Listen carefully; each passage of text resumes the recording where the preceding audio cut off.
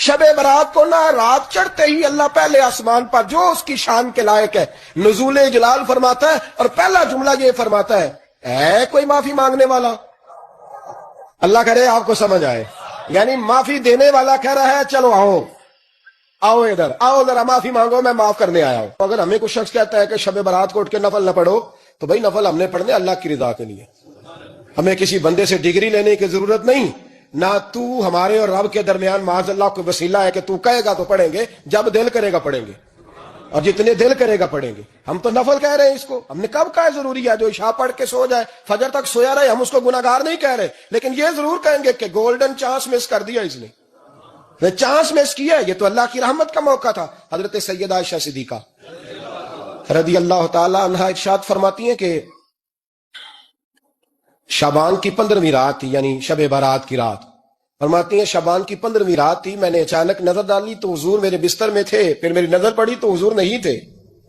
मेरे दिल में गुमान आया, ख्याल आया कि शायद किसी और ज़ौजा की तरफ हुजूर का मेलाने तबाह हो गया हो, वहां तशरीफ ले गए हो। फरमाती मैं उठी बाहर गई तो नबी करीम अलैहिस्सलाम जन्नतुल बकी में थे, करीब एक जगह पे हुजूर दुआएं मांग रहे थे।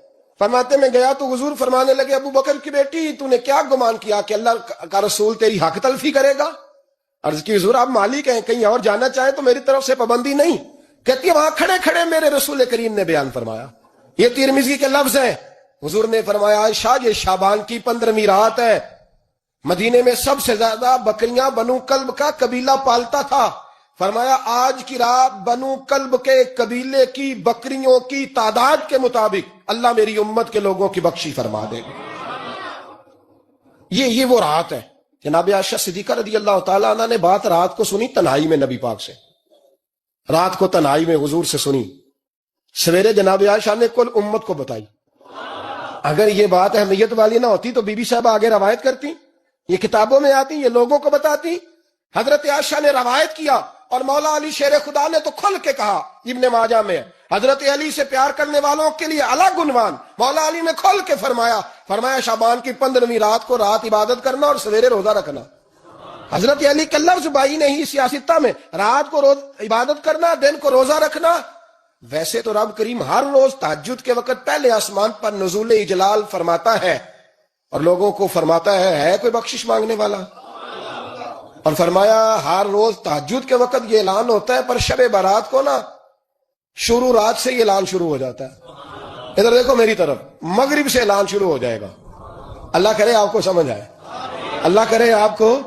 और भाई यहां बार लूट सेल लग जाए, यहां अभी सेल लग जाए, 5,000 वाला जोड़ा 1,500 में, तो रश खत्म होगा। और भाई अगर ये लग जाए, चलो ये तो दूर की बात है ना, हम तो लंगर वाले लोग हैं। अगर लंगर का ऐलान हो जाए कि बड़ा तगड़ा है, बड़ा तगड़ा, हमारे यहाँ तो शादी की रोटी खुलती है तो लोग आखिरी रोटी समझ के खाते हैं, तो शायद इल्ला माशाअल्लाह ये आखिरी है, इसके बाद न मिलेगी।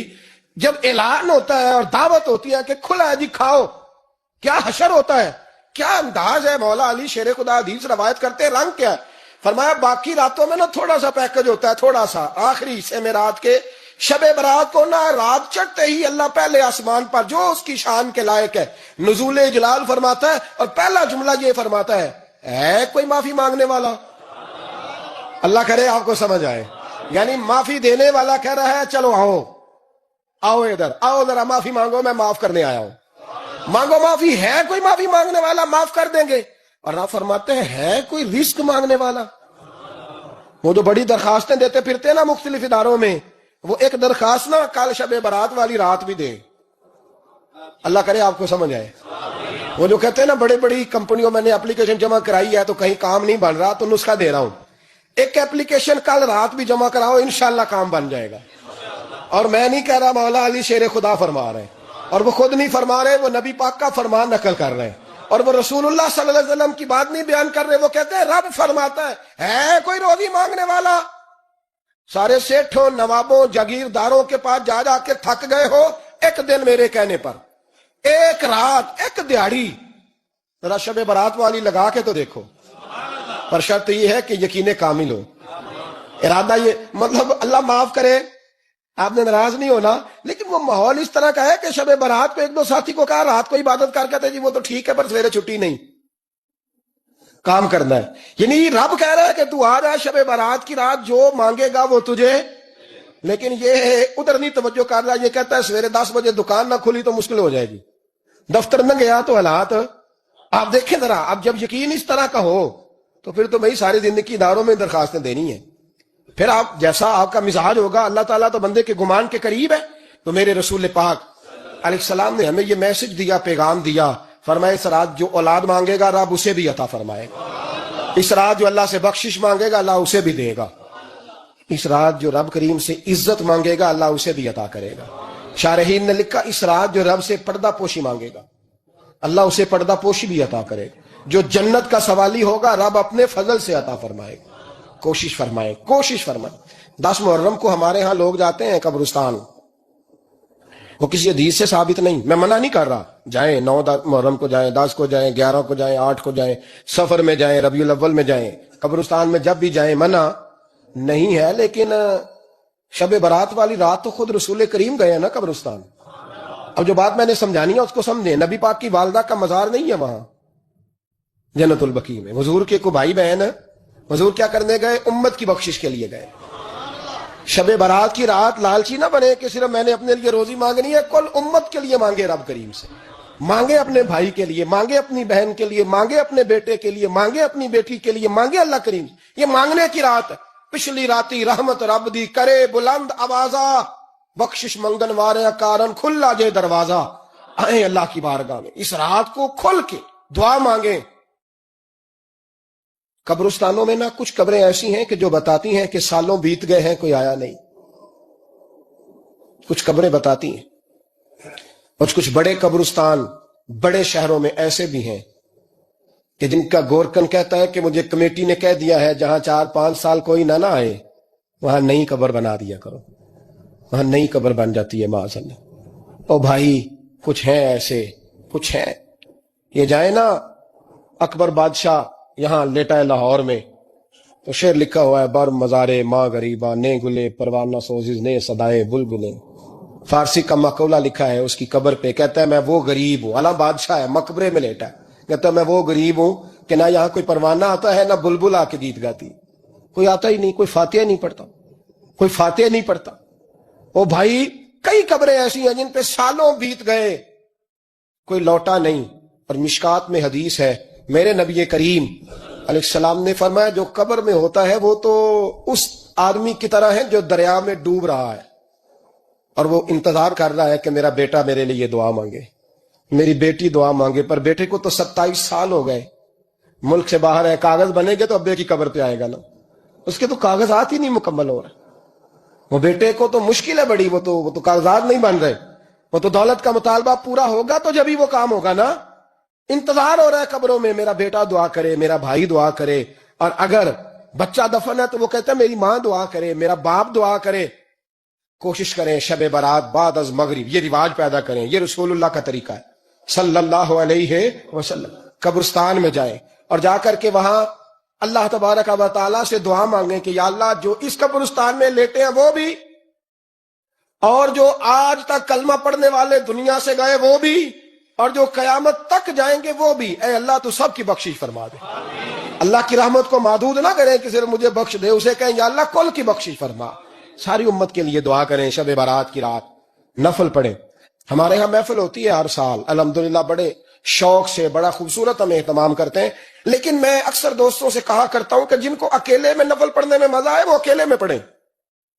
کتنی کھلی بات کر رہا ہوں، میں پابند نہیں کر رہا کہ آپ یہاں آئیں گے محفل میں آئیں گے ضروری ہے. بھئی آپ کو اکیلے میں مزہ آتا ہے نا. کچھ لوگ تنہائی میں ہو تو دل زیادہ لگتا ہے، وہ تنہائی میں کریں اللہ اللہ کوئی حرج نہیں. لیکن کچھ ایسے ہیں کہ نعت سنتے ہیں تو دل نرم ہوتا ہے، تقریر سنتے ہیں تو دل نرم ہوتا ہے. تو جن کا اس طرح نرم ہوتا ہے وہ مسجد میں آئے بات سنیں. کچھ کو سب کے بیچ بیٹھ کے رونا آتا ہے. حضرت سعدی شرازی فرمایا کرتے تھے کچھ لوگوں کے آنسو مجھے رلا جاتے ہیں. فرماتے ہیں کچھ کی آنکھیں دیکھ کے رو پڑتا ہوں، لہذا میں جب بھی ذکر کرتا ہوں محفلوں میں بیٹھ کے کرتا ہوں. تنہائیوں میں مجھ سے نہیں ہوتا، تو جس سے نہیں ہوتا وہ آئے نا، مسجد میں آئے، رات عبادت کریں. کل مغرب سے پہلے کام سمیٹ لیں سارے، اور مغرب کے بعد یہ رات شروع ہوگی، مغرب کے بعد ایک چھٹی کر لو اللہ رسول کے لیے. کر لیں گے انشاءاللہ تعالی ایک چھٹی. اور توبہ کی رات ہے، یہ توبہ کرنی ہے. توبہ کس کو کہتے ہیں؟ توبہ کا معنی ہے پچھلے گناہ پر پچھتانا، شرمسار ہونا. کہتے نہیں اے کاش میں نہ کرتا. اور وہ لفظوں میں نہیں، جملوں میں نہیں، توبہ رٹی رٹائی نہیں. شرمسار ہونا اور آئندہ گناہ نہ کرنے کا پکا ارادہ کرنا، اس کا نام توبہ ہے.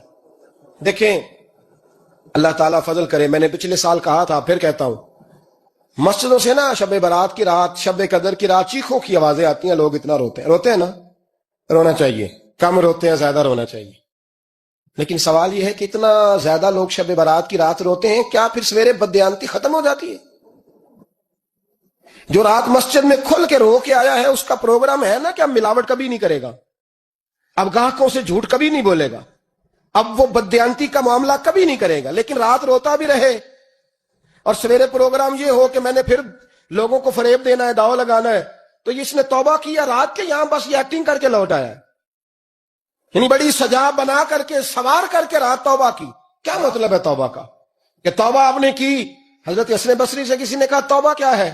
فرمانے لگے توبہ یہ ہے کہ جس گلی سے رب نے تجھے منع کیا ہے دوبارہ پھر تو اس گلی میں نظر نہ آئے، تو نظر ہی نہ آئے. اور جس جگہ جانے کا رب نے تجھے حکم دیا ہے پھر تو دوبارہ وہاں سے غیر حاضر نہ ہو. اگر یہ پروگرام ہی نہیں، ارادہ ہی نہیں. بچے ایک دو مجھے کہنے لگے کل حضرت صاحب توبہ کے موضوع پر ہم نے گفتگو کرنی ہے، تو کوئی باب بتائے کہاں پہ ہے. کچھ بچے شاگرد ہیں، کچھ مسجدوں میں جمعہ پڑھاتے ہیں. ایک نے مجھ سے کہا، تو میں نے کہا بیٹے پہلے مسجد میں جاؤ، 2 نفل پڑھو، توبہ کرو، توبہ کا ارادہ بناؤ. یہ رسم نہیں ہے. وہ ناد خان بھی تو توبہ کر لینا، جو شب برات کے دن لوگوں کو توبہ کرانے آیا ہے اور 25,000 کا سودا کر کے آیا ہے. تو آج اس کام سے تو توبہ کرنا، یہ نوٹ پھکوانے سے تو توبہ کرنا. یہ رسم ہے. ساری رات توبہ توبہ توبہ توبہ، یہ کیا معنی ہے اس کا؟ کیا مطلب کریں؟ امام غزالی فرماتے ہیں کہ ایک آدمی بادشاہ کا گارڈ تھا، سپاہی تھا، اس کا پہرے دار تھا، نگرانی کرتا تھا، بڑی وفاداری سے نوکری کرتا رہا. بادشاہ نے اسے تنخواہ کے علاوہ بھی بڑا نوازا، بڑا نوازا، بڑا نوازا. اسے بادشاہ نے بڑے الاؤنسز دیے، بادشاہ نے بڑا کچھ دیا، مکان دیا. کچھ سالوں کے بعد بادشاہ کو پتا چلا کہ یہ میرے لیے نہیں آتا تھا، اس کی تو میری کنیز پر نظر تھی. اس نے تو رات کی ڈیوٹی اس لیے لگوائی تھی کہ کنیز پر نظر تھی. تو امام فرماتے ہیں کہ بتاؤ پھر وہ بادشاہ اس کے ساتھ کیا سلوک کرے گا؟ وہ کیا سلوک کرے گا؟ تو لوگ کہنے لگے حضور لگتا یہ ہے کہ وہ نا 4-5 حصوں میں کاٹ کے تو کتوں کے آگے پھینکے گا. آپ فرمانے لگے میرا رب تو بڑا ہی کریم ہے، وہ تو ایسے نہیں کرتا. لیکن بتلاؤ اگر اسے پتا چلے کہ یہ رسم کے لیے آیا ہے، اس کی تو نظر ہی مال پہ ہے، یہ تو سویرے بدلے گا نہیں، یہ تو دھوکہ دے رہا ہے، یہ تو توبہ کرنے آیا ہی نہیں، اس نے تو ڈھونگ رچایا ہے، اسے تو پہلے سے خبر ہے. تو پھر تم کیا امید رکھتے ہو؟ پھر کیا رویہ رکھتے ہو؟ شب برات کی رات دھاڑے مار مار کے رونا اور صبح اسی طرح دھوکہ دینا، اسی طرح فریب کرنا، اسی طرح جھوٹ بولنا، اسی طرح بددیانتی کرنا، اسی طرح لوگوں کو لوٹنا. تو یہ رسم نہیں ہے توبہ. توبہ تو بدل جانے کا نام ہے، توبہ تو پھر سنور جانے کا نام ہے. توبہ تو اس طرح ہے جس طرح حضرت ابراہیم ابن ادھم نے کی تھی. وقت کے بادشاہ تھے بادشاہ، جب توبہ کی تو پھر ہر چیز چھوڑ دی، پھر مال لوگوں میں بانٹ دیا اور پھر ٹاٹ کا لباس پہن کر زندگی گزاری. لوگوں نے کہا حضور یہ تبدیلی ہے. فرمایا تبدیلی نہیں، یہ میری توبہ ہے، یہ میری توبہ ہے. جب توبہ کی تو پھر بدل کے کی، جب توبہ کی تو پھر تبدیل کیا آپ نے. یہ کیا توبہ ہوئی؟ ساری رات روتے رہے، سویرے دکان پہ جا کے پھر قسم اٹھائی کہ مجھے تو پڑتا ہی 11,000 کا ہے. یہ توبہ ہے؟ تو آپ نے اور میں نے توبہ کرنی ہے تو انشاءاللہ تعالیٰ اس طرح کرنی ہے کہ پھر 15ویں شعبان کو بدل جائے. یہ جو موقع آتے ہیں نا شب برات کے، شب قدر کے، یہ بنیادی طور پر اللہ تعالیٰ کی طرف سے دی ہوا موقع ہوتا ہے کہ چلو تمہیں چانس دیتے ہیں، تمہیں چانس دیتے ہیں. پابندی کوئی نہیں، لیکن رب کی طرف سے نا موقع ملتا ہے. چلو تمہیں ایک موقع دیتے ہیں، چلو اپنے آپ کو کلیئر کر لو، تمہیں موقع دیتے ہیں. یا اللہ کیا کرے؟ کچھ بھی نہیں، آ کے نا سچے دل سے 2 رکعتیں پڑھ کے توبہ کرو، عرش کا مالک پچھلے سارے ہی معاف کر دے گا. کچھ بھی نہیں، آؤ موقع ہے. ان لوگوں کی باتوں پہ نہ جائیں جو بلا وجہ پریشان کرتے ہیں. ہمیں بھی روز ہی سوال آتے ہیں، دل نہیں کرتا، کچھ باتیں ایسی ہیں جو کرنے کو طبیعت نہیں چاہتی، میں کروں گا بھی نہیں. لوگوں کو شب برات کا حوالہ بھی نہیں مل رہا، حالانکہ ترمذی شریف میں حدیث موجود ہے. سیاستہ کی روایت ہے ترمذی میں موجود ہے. پہلے کہتے ہیں سیاستہ سے دکھاؤ، جب سیاستہ سے مل گئی تو اب اور کدھر جانا ہے. اور ابن ماجہ میں موجود ہے مولا علی کی روایت. اور ذرا ترتیب دیکھیے گا، یہ ترمذی کی حدیث ہے. امام ترمذی نے تو پورا باب باندھا ہے 15ویں شعبان پر، پورا باب. اب تمہاری مرضی ہے اگر تم نئی بات کو سمجھنا چاہتے. اور مجھے پتا کیوں یہ شب برات کیا لگتا ہے، مجھے کبھی کبھی یوں لگتا ہے کہ رب فرماتا ہے کہ رمضان سے 15 دن پہلے ہی پکی سچی توبہ کر لے، تیاری کر، پاک صاف ہو جا. تاکہ جب رمضان آئے نا تو پھر تجھے پاک ہونے کی ضرورت نہ پڑے، بس پھر تو آتا جائے اور میں تیرے اوپر رحمتیں نچھاور کرتا جاؤں۔ بس تو پہلے ہی تیاری کر، 15 دن پہلے ہی، 14 دن پہلے تیار ہو جا۔ کل رات اپنے آپ کو ذہنی طور پر تیار کریں، بچوں کو تیار کریں، گھروں کو تیار کریں۔ اب جب مہمان آتے ہیں نا بڑا کچھ کرتے ہیں، شب برات آئے تو مصلی ایک دفعہ دھویا کریں، ایک دفعہ مصلی دھویا کریں۔ فرش دھوتے ہیں نا مہمانوں نے آنا ہے تو ایک کمرے کا فرش دھو کے صاف کریں کہ خواتین نے یہاں ساری رات نماز پڑھنی، یہ ارادے بنائیں۔ جس طرح آپ کہتے ہیں نا رات کو سفر کرنا ہے تو دوپہر میں تھوڑا آرام نہ کر لوں تو کل دوپہر میں آرام کر لیں، تاکہ رات کو رب رب کرنا آسان ہو جائے، اللہ کی بارگاہ میں بیٹھنا آسان ہو جائے۔ مکمل طور پر ذہنی طور پر اپنے آپ کو تیار کریں۔ رات کی پاکیزہ ہستیوں میں سے ایک پاکیزہ ہستی آپ کے ساتھ حضرت عمر کھڑے ہیں، کچھ اور لوگ بھی کھڑے ہیں۔ محبوب اپنی اہلیہ کو، زوجہ پاک کو گھر چھوڑ کے اور واپس آ کے کہا میرے ساتھ میری اہلیہ تھی۔ تو حضرت عمر نے عرض کی یا رسول اللہ میری ماں مجھے روئے۔ حضور یہ کیا بات ہوئی، آپ نے کیوں آ کے وضاحت دی؟ فرمایا بس عمر میں بتانا چاہتا تھا کہ میں نے نکاح کیا ہے، میری اہلیہ ہے۔ آپ لوگوں کو ان جگہوں سے بچائیں گے جہاں شک پیدا ہو سکتا ہے۔ ہمارے ہاں نا آج دیندار طبقہ، بزرگ طبقہ، والد کہلانے والا طبقہ، استاد کہلانے والا طبقہ جب غیر محتاط ہوتا ہے تو پھر مشکلات پیدا ہوتی ہیں، پھر تکلف پیدا ہوتا ہے۔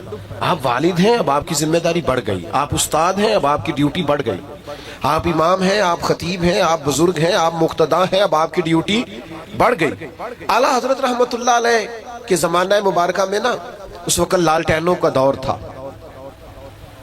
تو لوگ کیا کرتے تھے کہ وہ مٹی کے تیل کے ساتھ لالٹین جلایا کرتے تھے۔ تو مسجد میں مٹی کا تیل جو کہ بدبو آتی ہے، جائز نہیں، تو ایک صاحب بڑی دور سے ارنڈی کا تیل لائے، اس سے خوشبو آتی، وہ مسجد میں جلانا درست ہے، وہ جائز ہے۔ یہ زیادہ غور کریں جو بزرگ کہلاتے ہیں، جو کہتے ہیں میں بڑا ہوں۔ وہ تیل جب لایا گیا اور وہ لالٹین میں ڈالا گیا اور جب اسے جلایا گیا تو سرکار اعلیٰ حضرت رحمت اللہ تعالیٰ علیہ کے وہ خادم کہنے لگے حضور اس سے خوشبو آتی ہے، یہ وہ والا نہیں۔ فرمایا چلو ٹھیک ہو گیا، اب یہ کہ یہ سارے نمازیوں کو کون بتائے گا کہ یہ مٹی کا تیل نہیں؟ وہ تو جا کے کہیں گے وہاں لالٹین جل رہی ہے، وہ تو سارے لوگوں کو بتائیں گے کہ وہاں جلتی ہے تو یہاں کیوں نہیں؟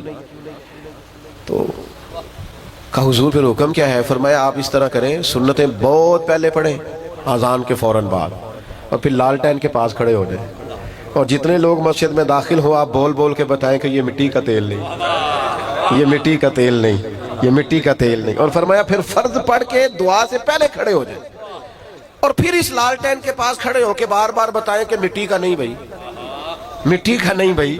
تہمت والی جگہ سے بچنا ہے، آپ کو ایک معیار قائم کرنا ہے، آپ کو اس پر ڈٹنا ہے، آپ کو کھڑا ہونا ہے۔ لیکن اگر آپ کا یہ مزاج نہیں، آپ کی یہ طبیعت نہیں، آپ یہ بھی چاہتے ہیں کہ لوگ میری عزت کریں اور پھر آپ وزادار بھی نہیں، باوقار بھی نہیں، تو پھر بھائی آپ کس رستے کے مسافر ہیں؟ آپ کدھر؟ میں نے زیادہ باتیں کرنے کا ارادہ کر رکھا تھا، پر چونکہ وقت تیزی سے سمٹتا جا رہا ہے آخری بات کی طرف آتا ہوں۔ بڑی جلدی، وہ دوسرا پہلو جو میں نے کہا نا، ہمارے ہاں تنقید بڑی جلدی تنقید بھی نہ کریں بھائی، آپ اٹھنے لگے مہربانی کریں نظم تو نہ خراب کریں بھائی، ادھر دیکھیں میری طرف جی، بڑی جلدی تنقید بھی نہ کریں، اتنی جلدی نہ ڈالا کریں۔ وہ کسی نے کہا تھا کچھ تو مجبوریاں رہی ہوں گی، یوں ہی کوئی بے وفا نہیں ہوتا، تھوڑا سا نا تھوڑا موقع دیا کریں، چیزوں کو سمجھا کریں۔ وہ ہمارے ہاں نا سارے ٹیسٹر لوگ اکٹھے لے آتے ہیں اور ہر زاویے سے کسی کو پرکھنا شروع کر دیتے ہیں، ہر زاویے۔ یہ میں منع کرتا ہوں نا دوستوں کو ہر چیز کی ویڈیو نہ بناؤ۔ اب ہوتا کیا ہے، میں گزر رہا ہوں اور اب میں 2-3 مصروفیات سے فارغ ہو کے آیا ہوں، اور یہاں سے بھی فارغ ہو کے میری مصروفیات۔ اب بہت سارے دوست یہ تو پوچھتے نہیں کہ آپ چلے کہ نہیں، وہ تو اتنا ہی پوچھتے ہیں پہنچے کتنے ہو، اور پھر وہ کئی دفعہ 15-20 فون کر دیتے ہیں 20-25 منٹ میں۔ تو ایک سے تو میں نے کہا تھا جی تیرے فون نہ اسی ٹائم تے پہنچنا ہے نا، پھر 5-5 منٹ بعد کر، اور اگر ٹائم لگنا ہے کچھ تھوڑا سا تو پھر آپ کو ایک فون کیا، اب تھوڑا فاصلے کو آپ ماپیں اور اس کے مطابق دوبارہ رابطہ کر لیں۔ لیکن وہ چونکہ فون ہاتھ میں ہے اور خیر سے سستا بھی کافی ہے، تو بہت سارے احباب جو ہیں وہ پھر تو اب وہ گزر رہے ہیں تو کسی سے ہاتھ ملا سکے ہیں، کسی سے نہیں، سب کی ویڈیو بن گئی، پھر وہ پاس بھی کسی نے نہیں رکھنی، وہ ڈالنی بھی لازمی ہے۔ پھر وہ اوپر گول دائرہ لگا کے کہیں گے مولوی کا تکبر دیکھو، سلام نہیں لی بھئی، اب وہ ماحول ہی نہیں تھا، روک ہی نہیں سکتے تھے. اور کئی جگہ تو ایسا ہوتا ہے کہ لوگ کہتے ہیں جلدی منتشر کریں، پیچھے رش ہے، خالی کریں گیٹ کو. تو کئی دفعہ ایسے معاملات آتے ہیں کہ ذرا سی بات پر تنقید ہونے لگتی، اس سے تکلیف بھی یقیناً ہوتی. پوری بات ہی نہیں سنی، تھوڑی سی پیچھے سے کاٹ لی، تھوڑی آگے 2 جملے لے لیے، تنقید شروع کر دی. اعلیٰ حضرت نے لکھا ہے قراء سے معذرت کے ساتھ، لکھا ہے کہ 2-4 اچھے قراء نے ایک عالم کے پیچھے نماز پڑھی، تو ان قراء کے نا عالم صاحب کے کچھ مستحب قواعد درست نہیں تھے. تو لوگ دیر نہیں نہ کرتے، فوراً کہنے لگے ایڈے بڑے عالم نے تو قرآن بھی نہیں ٹھیک پڑھنا ہوتا. اسی وقت میں نے پہلے کہا قراء سے معذرت کے ساتھ. اور ویسے چونکہ تھوڑا شاعری سے دلچسپی رکھتا ہوں تو لفظ تاثیر سے بنتے ہیں، تلفظ سے نہیں. اہل دل آج بھی ہیں اہل زباں سے آگے. مستحب قواعد ٹھیک نہیں تھے، پر وہ تنقید کر دی، منٹ نہیں لگایا. دیکھو جی یہ تو اتنے بڑے ہیں اور قرآن مجید نہیں پڑھنا آتا. تو نماز مکمل کر کے نہانے چلے گئے، تو کرتے وغیرہ اتار کے انہوں نے رکھا اپنا قمیض، تو وہ شیر اٹھا کے لے گیا. اب وہ بڑی عجیب حالت ہو گئی، کتنی دیر پانی میں بندہ رہ سکتا ہے، ٹھٹھرنے لگے. اعلیٰ حضرت فرماتے ہیں کہ وہ بزرگ جو تھے وہ شیر کا ان سے پیار کا تعلق تھا، محبت کا تعلق تھا. چلیں آپ کرامت نام بھی کہیں تو کچھ جانوروں سے پیار نہیں ہو جاتا. آج بھی لوگوں نے رکھے نہیں ہوئے جانور، وہ پیار کی کہتے ہیں انونس ہو گیا گجایا ہے. تو وہ پیار تھا، تو وہ شیر اوپر بیٹھا کپڑے لے کے، تو حضرت نے شیر کو اشارہ کیا ادھر آنا، دم ہلاتا آ گیا، قدم چومے. تو فرمانے لگے ہمارے مہمانوں کو تنگ کرتا ہے. اور پھر وہ کپڑے ان کو تھمائے، کرتے ان کو دیے. اور وہ جو حدیث پاک میں فرمایا نا مومن کی فراست قلبی سے ڈرو، فَإِنَّهُ يَنْظُرُ بِنُورٍ، وہ اللہ کے نور سے دیکھتا ہے. تو پتہ کیا جملہ کہا اس بزرگ نے؟ اعلیٰ حضرت فرماتے ہیں ان بزرگوں نے بڑے خوبصورت میٹھے اور سونے لفظوں میں کہا مولانا آپ نے لفظ سیدھے کیے، ہم نے دل سیدھا کیا ہوا. تو سارا وقت صرف جملے ٹھیک کرنے، جلدی نہ کریں تنقید کرنے میں، تھوڑا سا نا وقت تو دیں. ہم نا بہت جلدی کرتے ہیں، پوری بات کا بھی نہیں پتا ہوتا، پوری تفصیل بھی ہمارے سامنے نہیں ہوتی، لیکن تنقید کرنے کی چونکہ عادت ہوتی ہے، مزاج ہوتا ہے. کچھ لوگ ایسے ہوتے ہیں جن کے پاس آپ نے ناراض نہیں ہونا، ان کے پاس اچھی خبر ہوتی کوئی نہیں بیچاروں کے. وہ جب بھی بات کریں گے کوئی مایوسی والی بات کریں گے، کوئی خوفناک. میں ملک سے باہر تھا تو ایک صاحب مجھے کہنے لگے بڑے پاکستان کے حالات خراب ہیں، لوگ لڑتے ہیں، فلاں ہے، سیاستدان بھی برے، فلانا بھی برا، فلانا بھی برا، یہ ہو گیا. تو میں نے ان سے کہا آپ کو کیسے پتا ہے؟ آپ تو باہر رہتے ہیں. کہتے سنا ہے. تو میں کہ سانو پوچھنا اسی ہوتے رہنے ہیں. اتنی جلدی آپ کیوں تنقید کرتے ہیں؟ میرا وطن وہ وطن ہے، میرا دیش وہ دیش ہے. کچھ عرصہ پہلے سیلاب آیا تھا، ہم نکلے تھے کچھ اپنے حصے کی خدمت کرنے. جس بیٹی نے خود محنت کر کے جہیز بنایا تھا اس نے بھی کپڑے نکال کے دے دیے. ہم نے جوانوں کو دیکھا ہے، انہوں نے 4-4 مہینے کی ایڈوانس تنخواہیں نکال کے دے دی. آپ کس دیش کی بات کرتے ہیں؟ یا آپ کو سیاستدانوں کا دیش لگتا ہے، یا آپ کو حکمرانوں کا اور تاجروں کا دیش لگتا ہے؟ کل عرس گزرا ہے، یہ دیش داتا علی اجویری کا ہے، یہ بابا فرید الدین مسعود گنج شکر کا ہے، یہ حضرت بہاؤالدین زکریا ملتانی کا ہے، یہ دیش حضرت پیر مہر علی شاہ کا ہے، یہ دیش حضرت پیر جماعت علی شاہ کا ہے. میں تمہیں سچ بتاتا ہوں یہ حضرت محدث اعظم پاکستان کا ہے، یہ حضور غزالی زماں کا ہے، یہ اولیاء کا صوفیاء کا دیش ہے.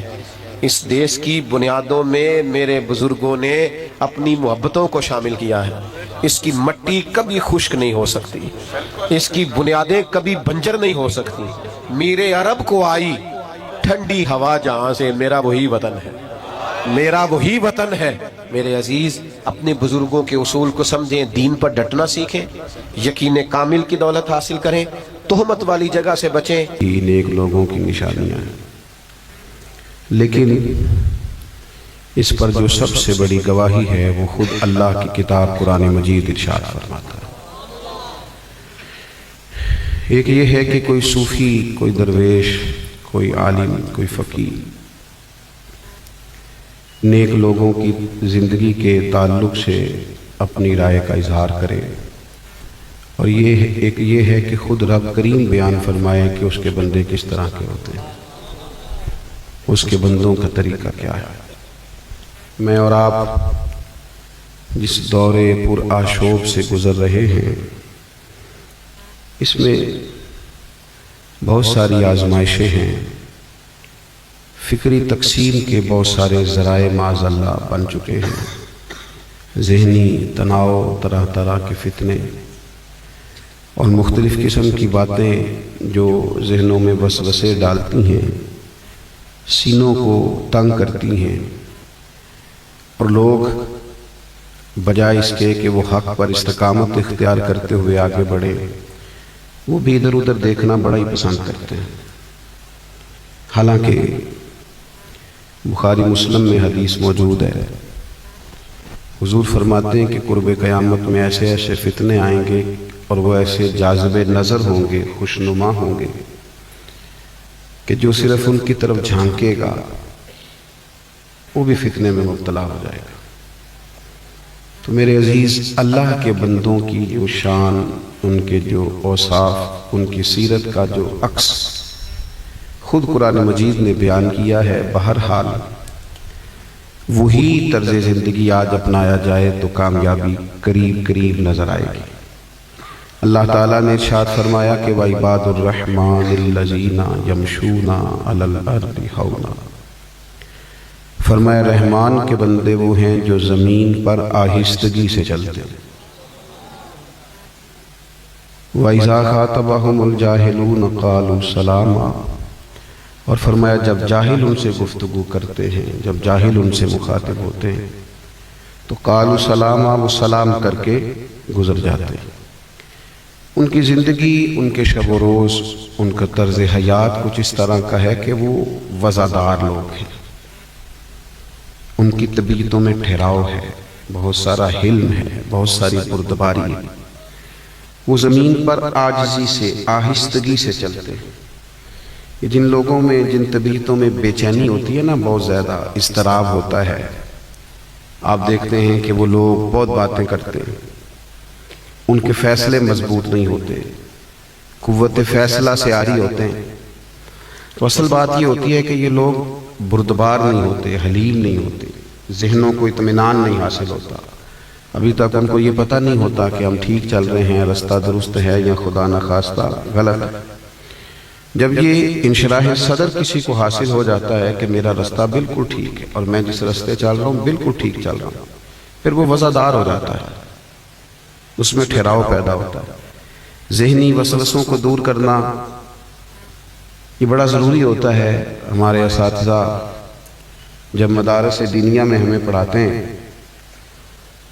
تو جو اعتراض کسی وقت پیدا ہو سکتا ہے کسی عبارت پر، کسی بات پر، وہ خود اس اعتراض کو پہلے بیان تاکہ ذہن کو وسعت حاصل ہو، انشراح صدر حاصل ہو، اور پھر انسان زندگی بھر عمل کا رستہ اختیار کرے۔ یہ جو آج لوگوں میں بے پناہ الجھاؤ ہے، اہل حق کے مابین بھی ہمیشہ بحث، یہ بہرحال نقصان کا باعث بنتی ہے۔ اور چلے علماء، فقہا، مناظرین احقاق حق کے لیے کبھی گفتگو کریں، اچھی بات ہے، لیکن ہماری طرح کی عوام وہ بھی اگر ہر وقت بحثیں کریں گے تو الجھ جائیں گے، نقصان کا باعث ہوگا۔ تو نہایت آہستگی کے ساتھ، نہایت وزاداری کے ساتھ، سارے لوگ ہمارے مخالف نہیں ہوتے، ہمارا ذہن بن جاتا ہے کہ میرا فلانا بھی خلاف ہے، میرے فلانا، آپ اتنے اہم نہیں ہیں، لوگوں کا اور بھی کافی کام ہے، آپ کا ذہن بن گیا ہے، آپ کام کریں، آپ توجہ سے اپنے رستے کا تعین کریں، اس پہ چل پڑیں۔ ذہن بن گیا ہے، فلاں نے بھی 2 باتیں کر دی، اس نے ایک پوسٹ کر دی اور پھر آپ نے سارا وقت اس کو جواب دینے میں لگا دیا، آپ کے پاس اور بڑے کام تھے کرنے والے۔ کچھ ایسے جاہل بھی ہوتے ہیں جن کو صرف سلام کرنا ہوتا ہے، وہ اس قابل نہیں ہوتے کہ ان کی سطح پر اتر کر ان سے بات کی جائے۔ مشکات شریف میں حدیث موجود ہے، ایک صحابی نے بڑے درد کے ساتھ عرض کیا تھا کہ یا رسول اللہ صلی اللہ تعالیٰ علیہ وسلم، کافر تو معاذ اللہ آپ کا نام بگاڑ بگاڑ کے لینے لگے۔ ان کا خیال یہ ہے کہ اگر ہم محمد بھی کہیں صلی اللہ تعالیٰ علیہ وسلم، اس کا تو معنی ہی ہے جس کی بار بار تعریف کی جائے، اور ہم محمد بھی کہیں اور معاذ اللہ ثم معاذ اللہ تان و تشنیع بھی کریں، نقل کفر کفر نہ باشد، تو انہوں نے اس طرح کیا ہے کہ وہ آپ کا نام بگاڑ کے لیتے ہیں، اور کوئی کسی معاذ اللہ بگڑے ہوئے نام سے آپ پر طعن و تشنیع کرتے ہیں، تو محبوب فرمانے لگے یشتمیون مزمما ویلعنون مزمما وانا محمد صلی اللہ تعالی علیہ وسلم۔ فرمایا وہ کسی مزمم کو گالیاں دیتے ہوں گے، کسی مزمم کو برا بلا کہتے ہوں گے، وہ میں نہیں ہوں، میں تو محمد ہوں۔ ہماری نہیں بات ہو رہی، یہ وفاداری کی علامت۔ یہاں ہمارے ہاں یہ ماحول بن جاتا ہے کہ یعنی وہ دو لوگ پیچھے کھڑے ہیں، وہ بیچارے کوئی اپنی بات کر رہے ہیں اور میں مفت میں پریشان ہوں کہ میرے خلاف کر رہے ہیں۔ وہ بھائی وہ بیچارے مصروف ہیں، ان کو بڑے کام ہیں، زندگی بڑی بیزی ہے، بڑا سارا کام کرنے والا ہے، کام نہیں لوگ کرتے، ادھر ادھر الجھتے ہیں، اور پھر سارے معاشرے کو ساتھ لے کے چلنا، اور یہ کہ سب کی گڈ بک میں رہنا، یہ ویسے بھی ضروری نہیں۔ سارے ہی آپ کو ٹھیک کہیں، سارے ہی آپ کی تعریف کریں، کیوں جی؟ کیا ضرورت ہے اس کی؟ یہ تو ایک الجھاؤ ہے، سارے لوگ کہاں تعریفیں کرتے، سارے مسلمان ہو گئی دنیا، رب رسول کی تعریفیں سارے کرنے لگ گئے، تو آپ کو کیا شوق چڑھا ہے کہ مجھے سب کی گڈ بک میں رہنا ہے؟ کوئی حرج والی بات نہیں۔ اگر کسی وقت کوئی تنقید بھی کرتا ہے تو آپ اپنے آپ کو اتنا وراء الورا کیوں سمجھتے ہیں؟ بلکہ بزرگ تو فرماتے ہیں کہ اپنے مخالفین کی باتیں غور سے سننی چاہیے، دوستوں کی نہیں، مخالفین کی، اس لیے کہ وہ تو آپ کی غلطی ڈھونڈ کے لائیں گے، آپ کو ٹھیک ہونے کا موقع دیں گے۔ وہ والی بات تو اپنے نے کرنی نہیں، تو آپ پر تنقید کرنے والا تو کئی دفعہ آپ کو مزید نکھرنے کا موقع دیتا ہے، مزید بہتر ہونے کا موقع دیتا ہے، آپ کے راستے کی صفائی کا سبب بنتا ہے۔ تو جو عرض کر رہا ہوں اس پر غور فرمائیے، اللہ کے بندے وزادار ہوتے ہیں، الجھاؤ نہیں۔ اور اگر کبھی کوئی جاہل الجھنا بھی چاہے تو وَإِذَا خَاطَبَهُمُ الْجَاهِلُونَ قَالُوا سَلَامًا، وہ جاہلوں سے الجھتے نہیں ہیں، سلام کر کے گزر جاتے ہیں۔ وہ درویش نے لکھا ہے، ایک دفعہ جنگل کے دو جانور گدھا اور گھوڑا آپس میں بحث کرنے لگے۔ گدھا کہتا تھا کہ آسمان کا رنگ کالا ہے، اور گھوڑا کہتا تھا نہیں نیلا ہے۔ تو اس پر گھنٹوں بحث ہوئی۔ یہ بحث مطلب لوگ کسی بھی بات پہ بحث شروع کر دیتے ہیں، مگر انہوں نے بھی گھنٹوں بحث کی۔ گدھا کہنے لگا آسمان کا رنگ کالا ہے، اور گھوڑا کہنے لگا نہیں نیلا ہے۔ دیر تک اس پر بحث ہوئی، جب وہ بحث جھگڑا بن گئی تو پھر طے یہ پایا کہ جنگل کا بادشاہ تو شیر ہے، لہذا شیر سے فیصلہ کرانا۔ دونوں شیر